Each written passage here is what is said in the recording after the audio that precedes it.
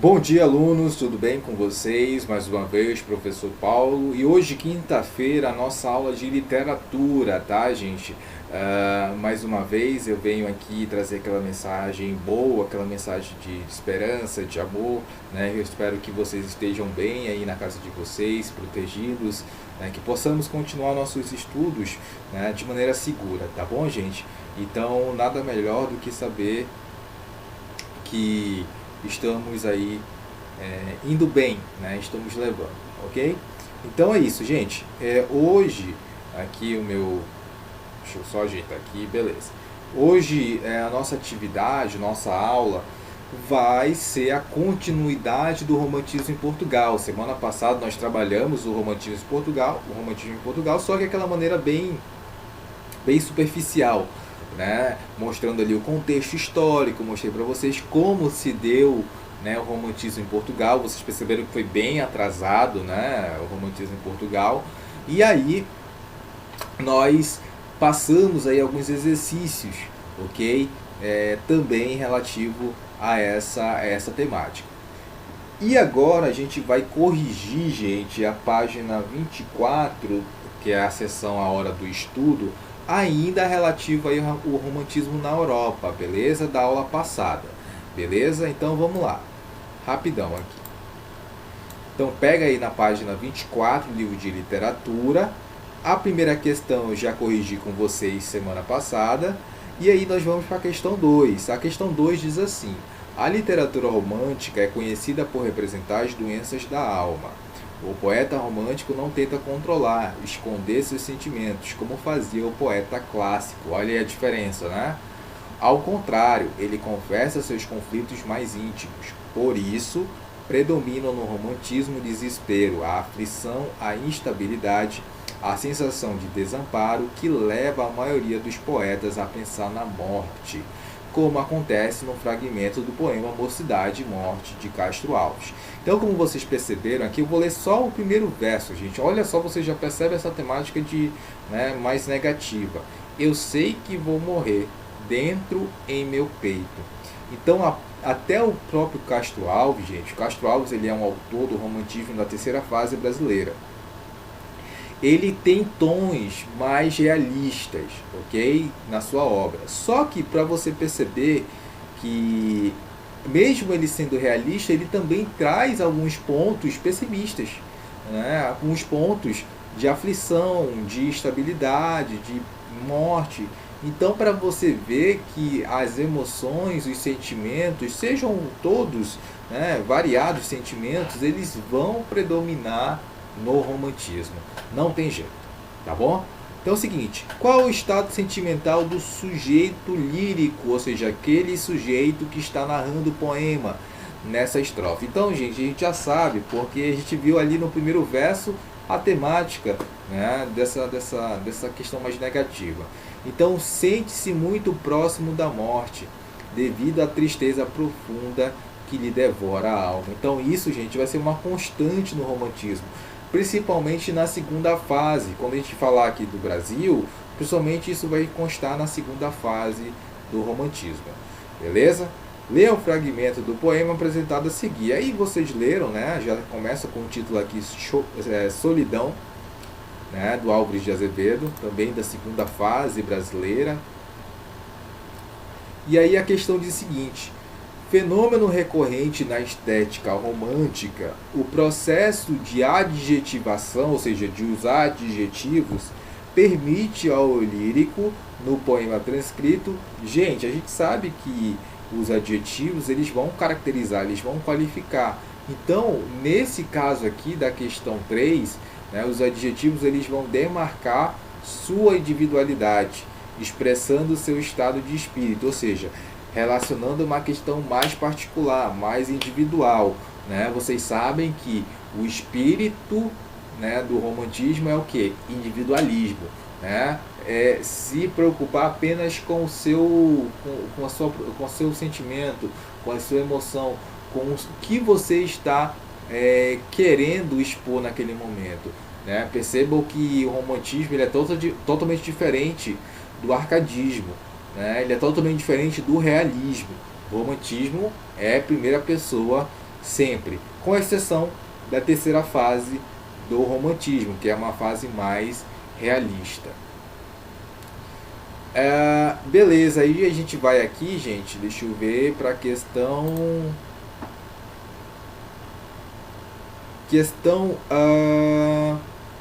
8, tá, gente? Aliás, questão 9, perdão. Observe a imagem e diga as afirmações corretas relacionadas a ela.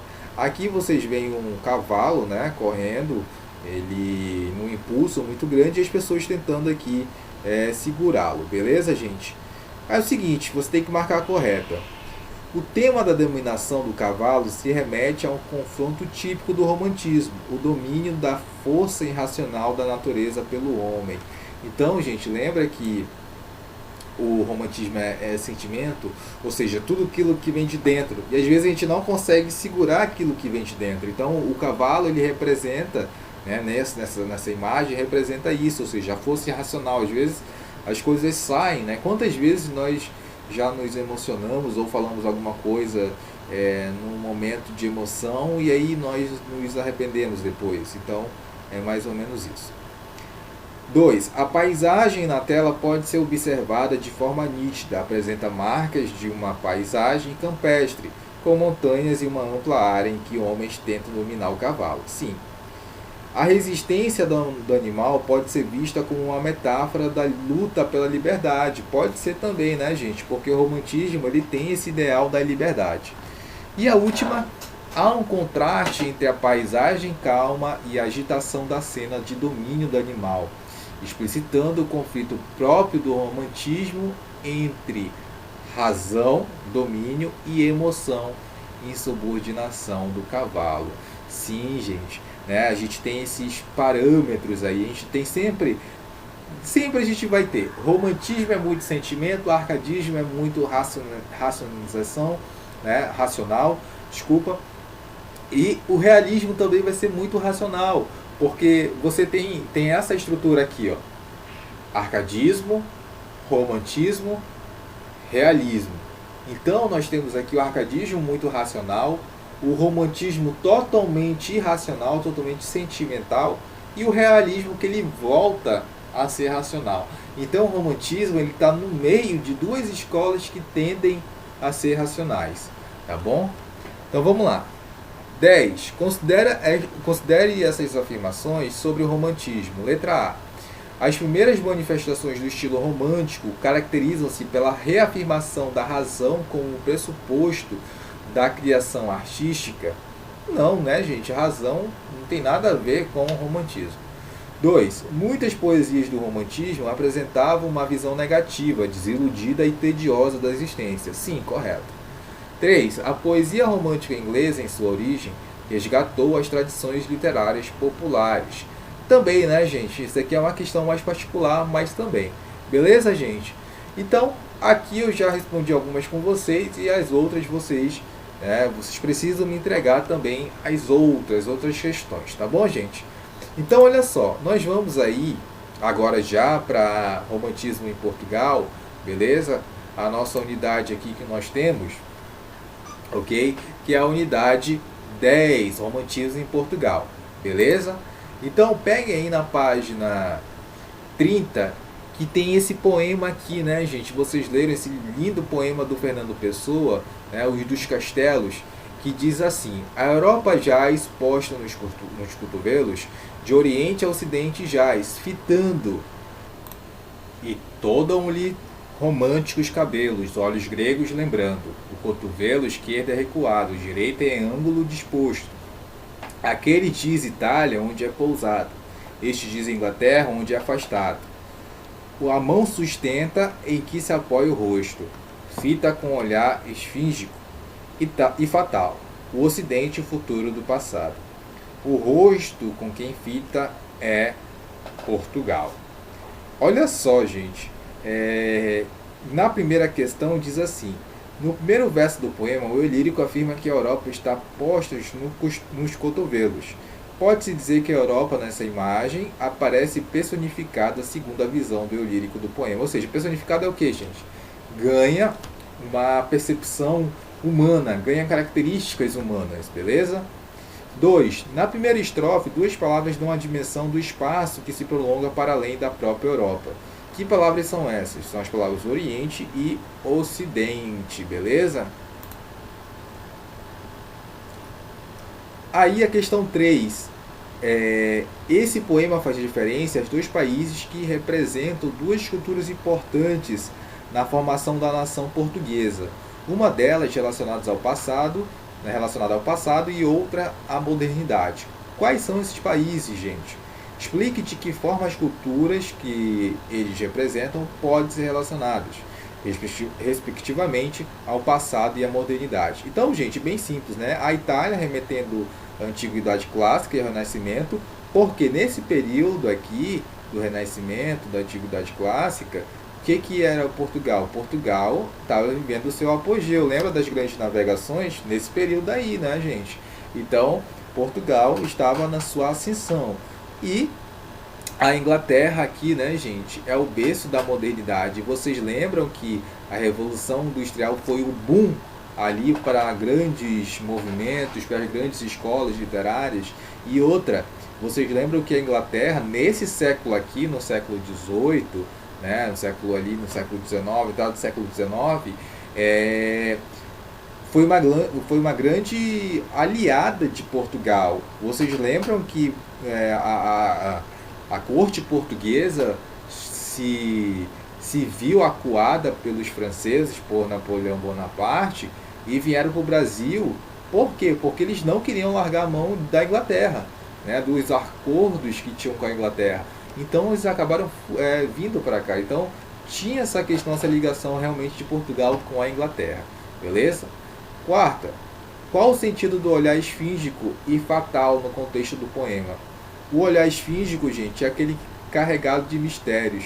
A figura da esfinge está associada para os egípcios ao poder e à sabedoria. Então vocês já perceberam que Portugal aqui, gente, né, o segundo Fernando Pessoa, vai ser ligado a algo forte, a algo que realmente está com força. E isso é uma concepção do romantismo em Portugal.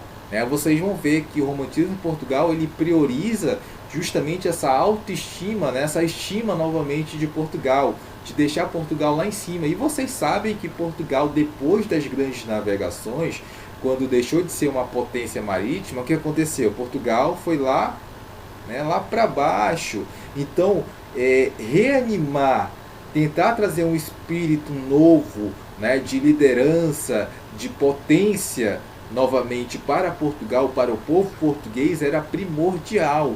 Esse era o projeto do romantismo em Portugal. Esse, né, era o principal projeto do romantismo em Portugal. Assim como aconteceu no Brasil com o romantismo da primeira fase, que era trazer uma identidade para o povo brasileiro, trazer uma identidade para o Brasil, uma identidade cultural, né, uma identidade literária. Né? Vocês lembram do índio como personagem central, né, desse? Vocês já ouviram em algum lugar, né, que no romantismo o índio era o personagem principal, né, era o herói, né, brasileiro, certo? Então em Portugal também foi a mesma questão, elevar a moral do povo português, e eu vou explicar como, né, como isso foi feito daqui a pouco. 5. De acordo com os últimos 3 versos do poema, o rosto da Europa com o qual mira o Ocidente é Portugal, né? Portugal aí como grande potência, tá bom? Então é isso, gente. Vamos lá para a nossa aula de hoje, beleza? Vamos lá. Então vamos lá, gente. Aí a nossa continuação do romantismo em Portugal, beleza?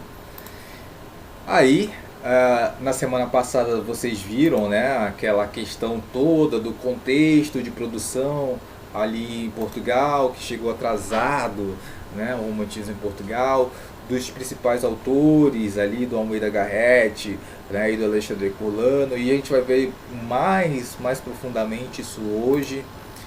Aquele quadro importantíssimo para você, principalmente para sua avaliação, né? O romantismo em Portugal, ele, já estou adiantando aqui em primeira mão, também ele vai cair em avaliação para você, né? Então a gente já tem que ter esse quadro bem, bem definido na nossa cabeça, os conceitos bem definidos.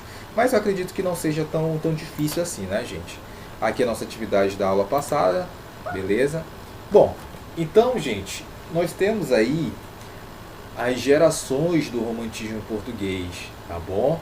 Então, professor, quando que iniciou o romantismo em Portugal? Beleza? Começou com esse carinha aqui, o Almeida Garrett. Ele publicou aí o poema Camões em 1825. Percebam que, professor, só me dá um exemplo de quando começou o romantismo no Brasil. O romantismo no Brasil, gente, ele começou em 1836, né? Então são mais ou menos aí 11 anos ali de atraso, podemos dizer assim. Então sempre as coisas aconteciam primeiro em Portugal e depois essa estética ela vinha para o Brasil, né? Então olha só, a produção desse autor não se restringiu a um único gênero literário. Ele escreveu poema, conto, novela, romance. Então, professor, ele é o mais importante lá de Portugal? Pô, Almeida Garrett é um nome bem importante. Não vou dizer que é o mais importante, mas ele é bem importante.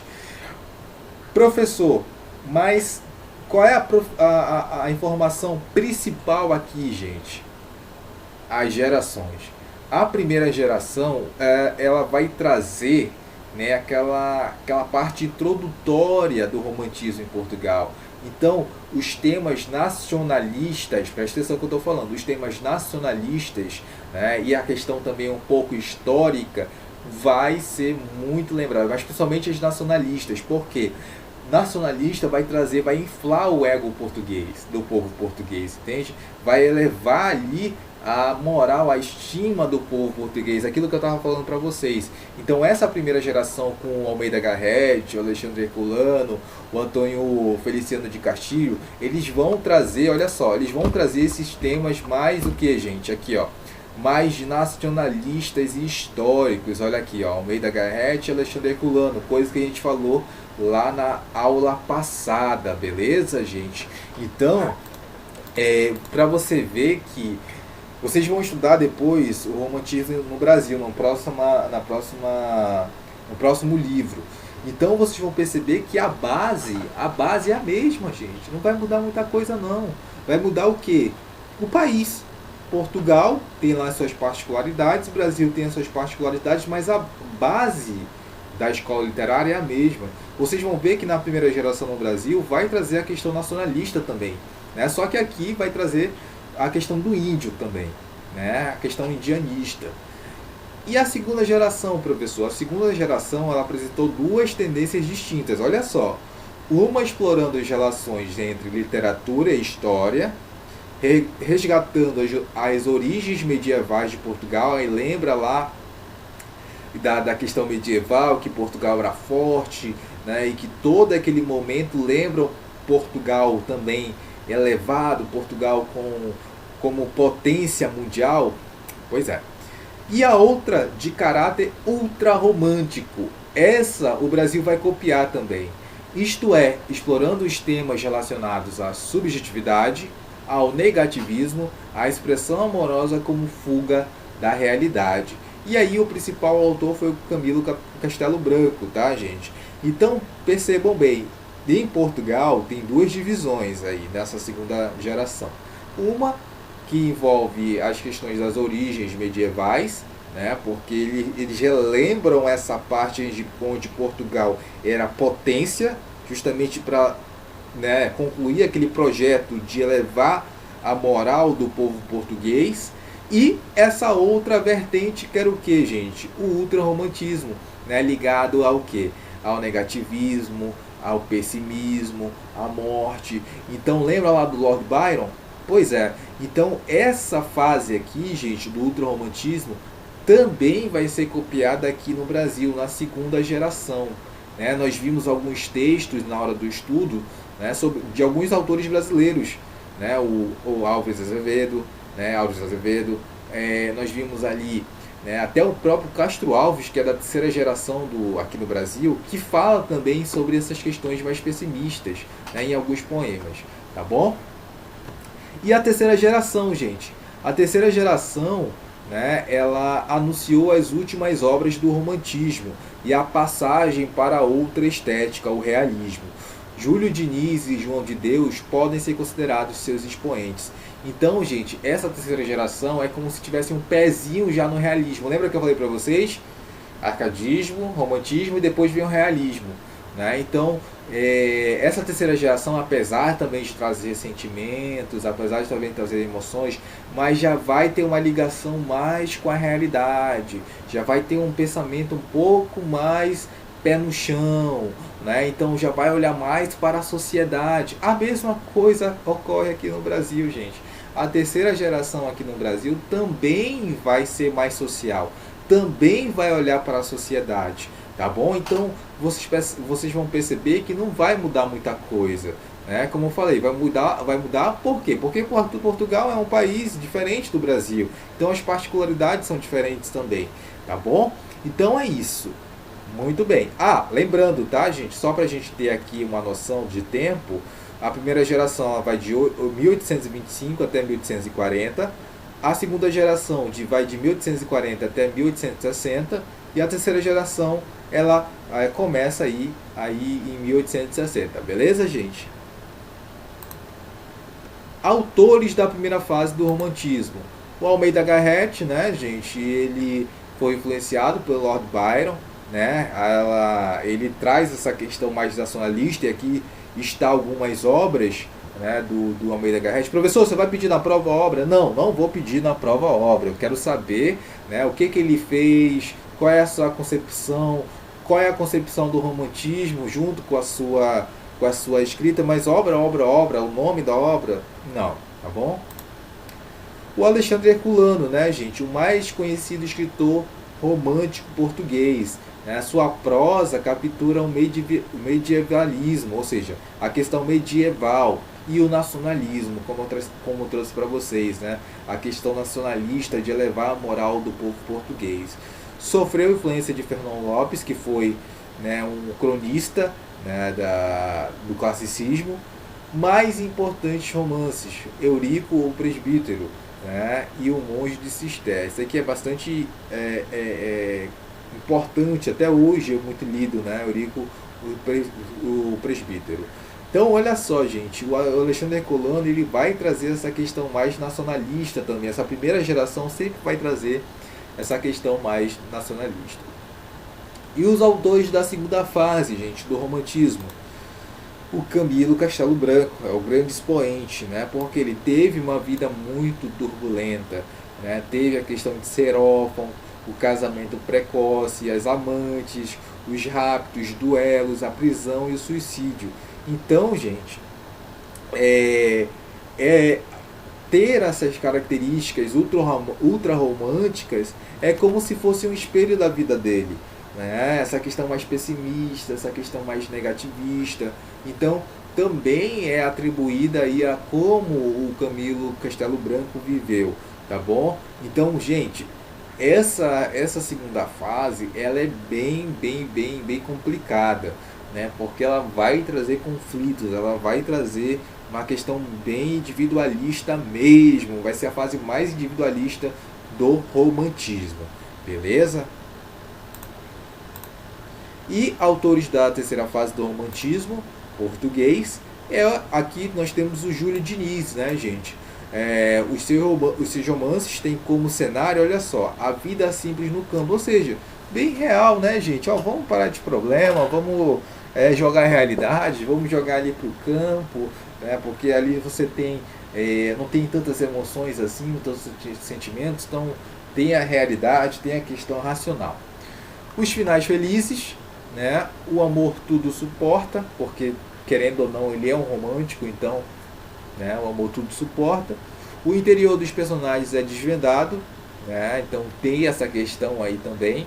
E obviamente tem um pezinho aí dentro do realismo, que é o que? É trazer imagens já de uma sociedade que se corrompe aos poucos, né? De uma sociedade que não é tão boa assim, de uma sociedade que é violenta, de uma sociedade que tem mentiras.